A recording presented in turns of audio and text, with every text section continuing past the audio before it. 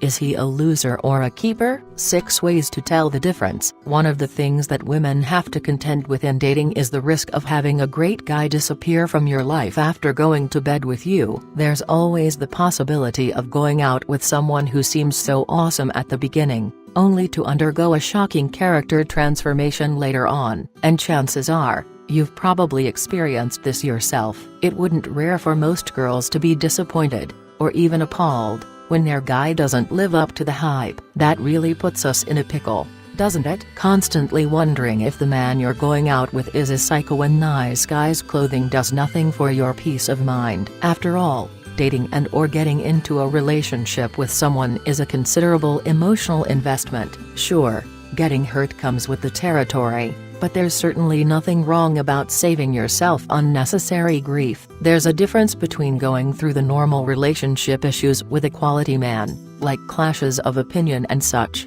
and falling for a guy who'll treat you like dirt a few months down the road. I'm sure you don't want the latter to happen to you, so today let's cover some things to watch out for in a guy. In a nutshell, telltale signs will emerge as early as the first few dates, and it's up to you to look out for the following. Number 1, his level of respect for you and towards others. Sometimes, we can get so blinded by our love goggles or overeagerness that certain red flags, such as a questionable amount of respect, slip past us. I'm not saying that you shouldn't enjoy the date, but you do need to watch out for little indicators of how he treats you and other people. Here are a couple of things to consider. First, does he enjoy making fun of the things that are obviously important to you? It's one thing for a guy to poke harmless fun at your Love Jams CD collection, and another for him to tell you it's for pathetic, sappy losers. Second, observe how he talks to people involved in customer service,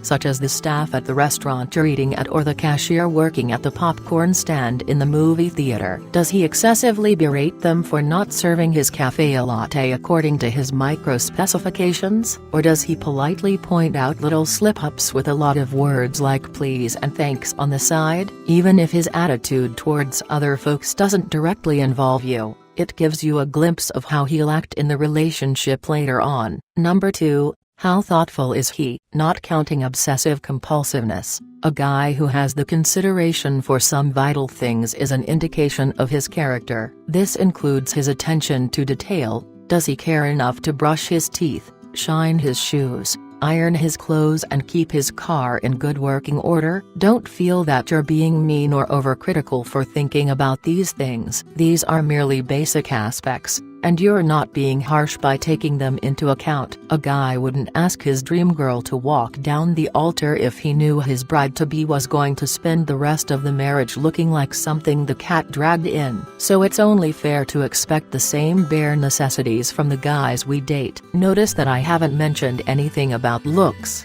because it's not about that. Your guy doesn't have to look like he stole Brad Pitt's DNA. But he does have to be thoughtful enough by being neat and presentable on a date. Thoughtfulness also extends to things like being a good listener, which shows that he really cares about what you have to say. It's a good sign when he displays interest by asking questions about your stories and so on. Let's not forget gentlemanly stuff like guiding you to your seat or opening doors for you. Political correctness aside, being treated like a lady tips you off about his character. While you're fully capable of taking care of yourself, is he willing to inconvenience himself from time to time for your sake? Look out for signs that confirm or refute this. Oh, and there's the matter of picking up the tab. Sure, eventually you're going to split future expenses, like rent or house payments if you get that far, but his willingness to shoulder dinner costs is a hint of his capacity as a provider. Number 3,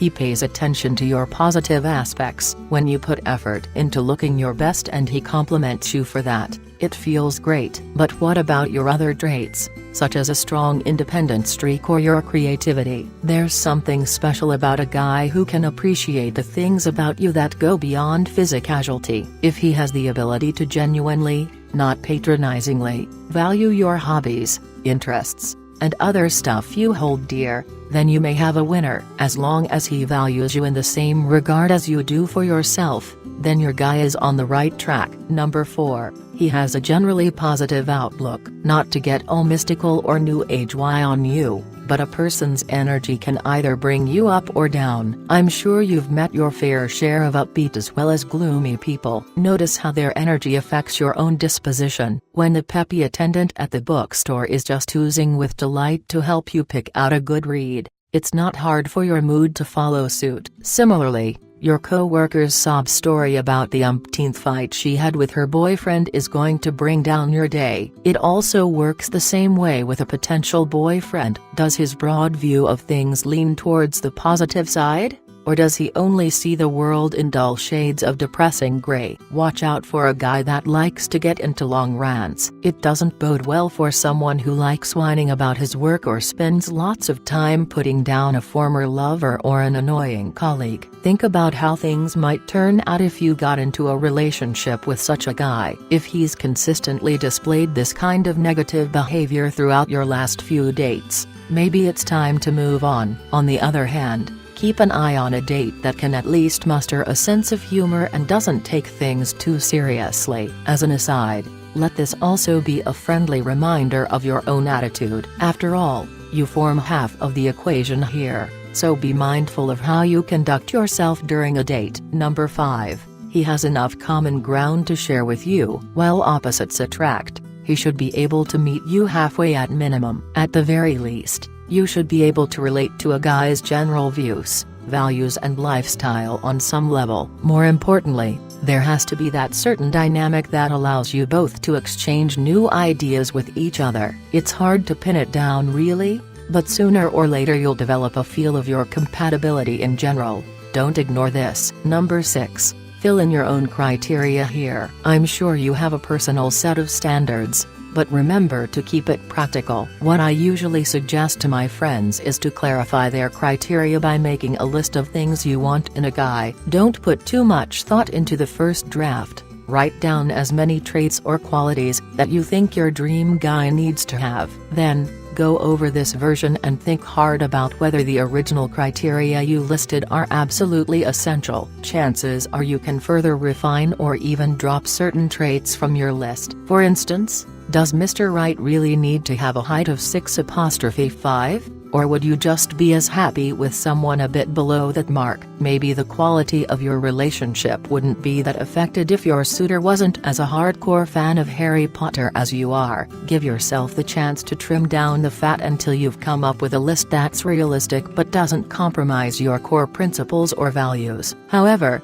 it doesn't have to be a final version from that point on, either. Be flexible enough to amend your list because the changing circumstances in your life could influence what you want in a man in the future. In the end, however, it's your gut feeling that will truly tell you if he's worth keeping or ditching. Though the first couple of dates with a given guy may not be movie perfect, there could be an X factor which could justify another chance. Of course, we're not aiming for absolute perfection here, only developing a good idea of whether his strengths outshine his flaws. Just keep the basic prerequisites in mind to help guide your higher judgment. What really matters is that you learn to build up a general awareness, but not a suspicious mindset, of the signs that are already there. It's just a matter of getting used to keeping your eyes open, but relaxed enough to enjoy dating. Well, that's all for now. Thank you. If you would like any further advice, click the link below.